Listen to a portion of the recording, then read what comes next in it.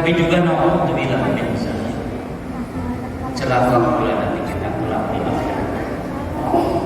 Salah satu nasihat Allah itu ada di dalam Al-Quran, di surah yang ketiga, surah Al-Imran, di akhir ayat 185. Wa mal hayatud dunya illa mata'ul ghurur. Kehidupan dunia melainkan kesenangan yang memperdaya.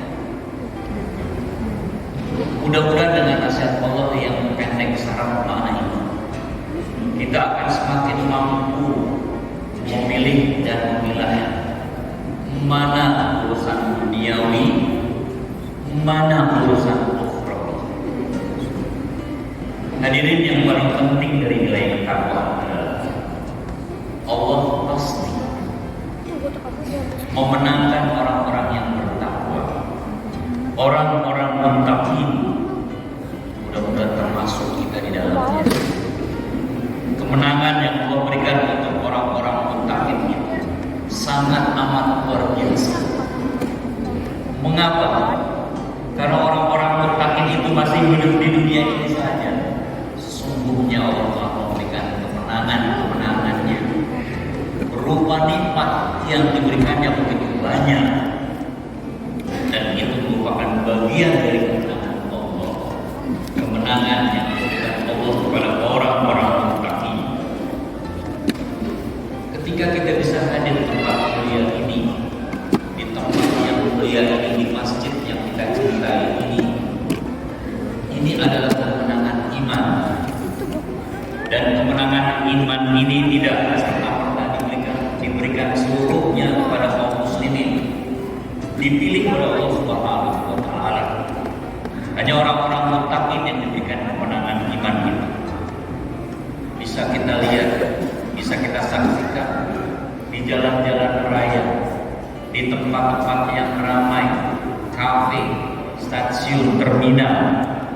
Apakah mereka terlepas dari unsur syar'i? Mereka tidak mampu melaksanakan sholat Jumat seperti yang sebentar lagi kita akan laksanakan. Kemudian ketika kita bisa hidup harmonis dengan istri dan anak-anak kita, bahkan cucu kita, yang dibingkai dalam keluarga sakinah mawaddah warahmah, ini pun kemenangan yang diberikan oleh Allah Subhanahu wa taala kepada orang-orang muttaqin. Dan kemenangan paling akhir yang akan diberikan untuk orang-orang muttaqin adalah nanti di akhirat kelak. Ketika seluruh orang-orang muttaqin itu diwafatkan oleh Allah Subhanahu wa taala, baru Allah memberikan kemenangan yang paling akhir, yang setelah itu tidak ada lagi kemenangan-kemenangan. Dan ini merupakan kemenangan puncak, kemenangan klimaks. Kemenangan akhir itu berupa diberikannya surga Allah Subhanahu wa taala. Inna lil muttaqina mafazah. Sesungguhnya orang-orang muttaqin itu dimenangkan Allah Subhanahu wa taala. Ma'asyiral muslimin sidang Jumat rahimahullah. Ada sebuah kisah yang begitu heroik, seorang pemuda di zaman Rasul. Kisah ini sudah banyak beredar di WA. Bahkan ada juga hadirin yang membaca buku di kisah para sahabat, bahwa diceritakan dalam kisah itu ada seorang pemuda bernama Zahid. Usianya sudah cukup banyak, 35 tahun. Dia tinggal di Sufah, Masjid Madinah. Sufah itu adalah teras masjid. Karena memang beliau adalah orang yang miskin, tidak memiliki rumah, dan juga wajahnya tidak begitu cakep. Maka ketika dia sedang mengasah pedang, Rasulullah menghampirinya, "Wahai Zahid, mengapa kau masih sendiri?" Lalu jawab Zahid, "Ya Rasulullah, aku masih bersama Allah dan Rasulnya." "Bukan itu maksudku, wahai Zahid. Mengapa kau tidak menikah?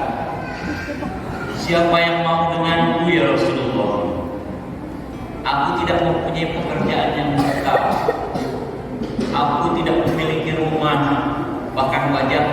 tampan. Lalu Rasul tersenyum. Kalau engkau ingin menikah mudah bagiku. Kalau engkau sudah siap-siap untuk menikah. Lalu apa kata Zahid? Ya Rasulullah, kalau engkau perintahkan aku menikah, aku segera menikah. Maka Rasul memanggil salah seorang sahabat untuk menulis sebuah surat lamaran. Tidak tanggung-tanggung. Surat lamaran itu ditujukan kepada seorang gadis bangsawan di Madinah. Gadis keturunan sultan, orang terkaya bahkan tercantik di Madinah. Setelah surat itu jadi, kemudian Rasulullah menyerahkan kepada Zahid. Wahai Zahid, berikan surat ini kepada saudaramu bernama Sahid. Lalu Zahid membawa surat itu kepada Sahid. Sesampainya di rumah Sahid, balas salam. Lalu Zahid mengatakan, wahai saudaraku Sahid, ini ada sesuatu dari Rasulullah. Mendengar sesuatu yang diberikan oleh Sahid dari Rasulullah, begitu gembiranya Sahid, begitu berdumanya. Mari aku lihat apa yang disampaikan oleh baginda Nabi Muhammad SAW. Maka dibukalah surat itu. Ternyata setelah dibuka, begitu terperanjatnya Sahid yang orang kaya, sultan. Karena isi surat itu adalah lamaran terhadap anak gadisnya yang bernama Zulfah binti Sahid. Lalu Sahid berkata kepada Zahid, wahai Zahid, benarkah ini dari Rasulullah? Benar. Wahai sahabat, engkau tidak berbohong. Apakah engkau pernah menemukan aku berbohong? Baiklah. Saat itu pula sangat kebetulan lewatlah gadis itu yang bernama Zulfah binti Sahid. Wahai ayahanda, kenapa tamu engkau tidak mau masuk? Yang memang kebenaran hari itu ada tamu. Dan engkau kelihatan tegang kelihatannya. Wahai Zulfah anakku, ini adalah surat lamaran. Apakah engkau bersedia disunting oleh seorang pemuda bernama Zahid di depan? Saat itu pula Zulfah menangis. Lalu mengatakan, wahai Zahid, kau tidak mengaca. Sudah berapa banyak pemuda yang tampan, yang kaya raya melamarku, aku tolak semuanya. Apalagi engkau. Zahid terdiam. Lalu kata Sahid ayahandanya, wahai Zahid, kau sudah mendengar? Ternyata lamaran kau ditolak oleh anakku. Anakku tidak mau. Lalu Sahid berkata kepada Zaid, antarkan surat ini kepada Rasulullah kembali, bahwa anakku tidak mau.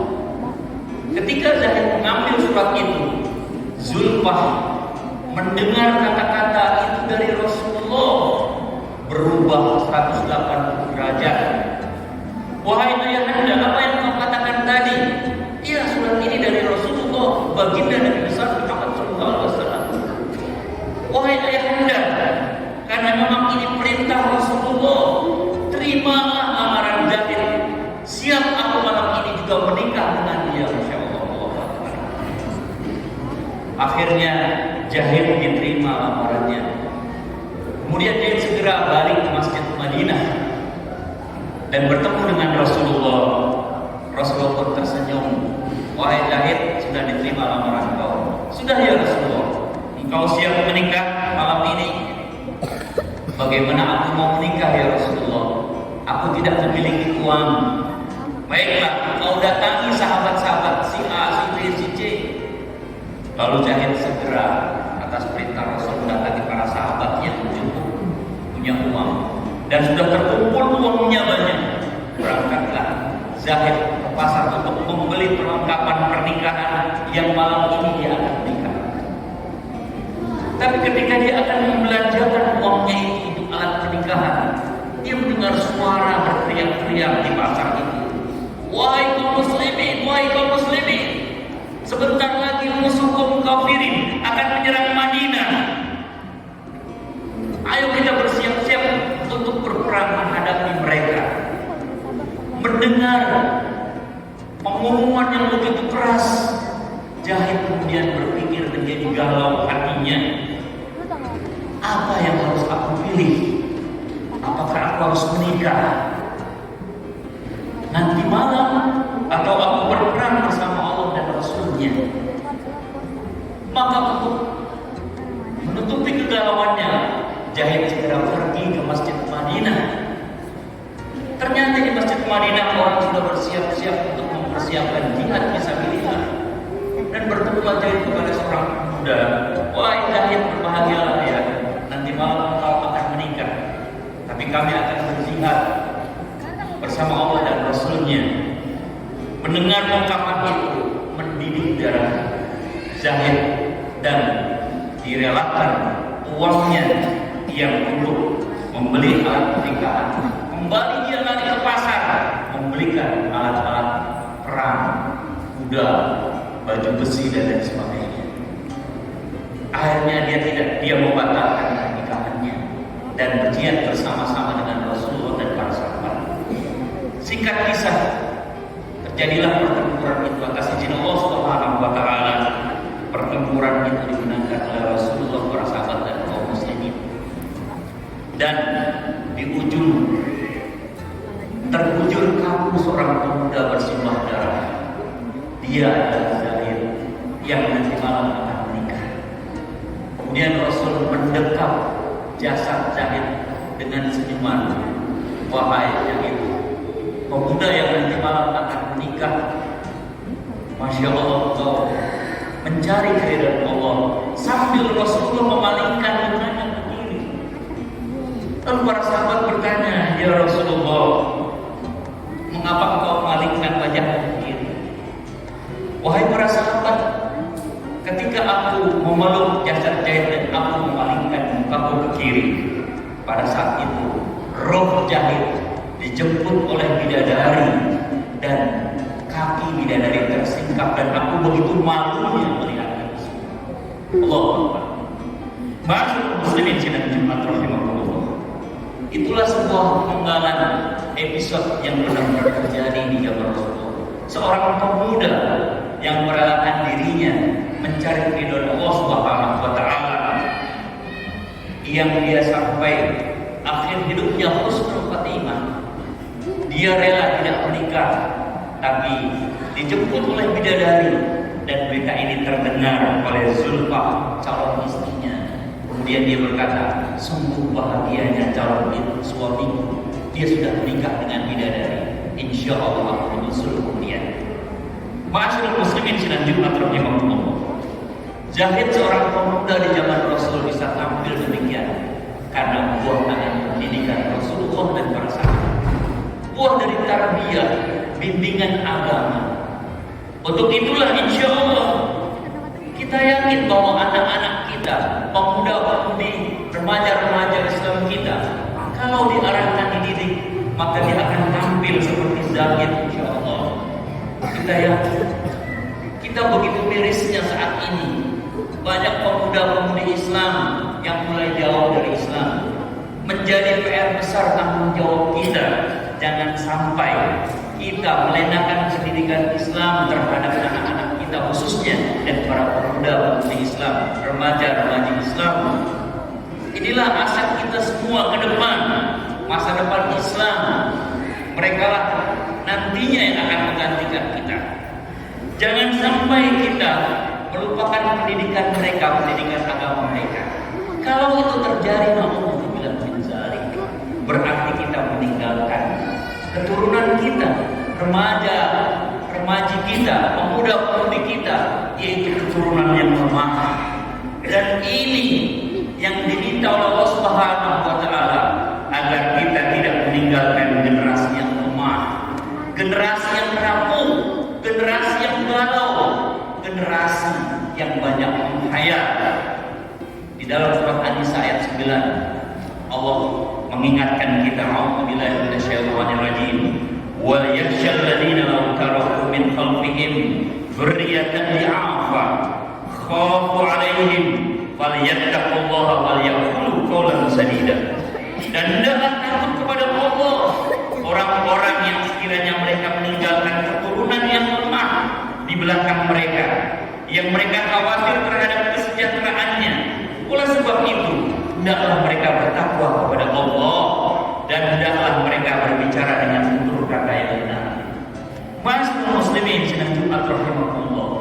Surah An-Nisa ayat 9 ini benar-benar memberikan teguran kepada kita agar jangan sampai anak-anak kita, generasi kita, remaja-remaja kita, para pemuda-pemuda Islam menjadi generasi yang lemah. Kalau itu terjadi, Masya Allah, apa yang akan terjadi nantinya? Maka kita berupaya untuk bagaimana menjadikan anak-anak kita generasi muda menjadi generasi yang kuat, generasi yang kokoh. Begitu mengkhawatirkan kita, Masya Allah. Di tahun 2023 awal kita mendengar sebuah berita yang sangat menggemparkan, yaitu sebuah berita yang datangnya dari Jawa Timur. Ratusan pelajar SMP dan SMA di Ponorogo, Jawa Timur kedapatan hamil di luar nikah. Banyaknya pelajar hamil di luar nikah terungkap setelah siswi yang hamil mengajukan permohonan dispensasi nikah ke Pengadilan Agama Ponorogo. Rata-rata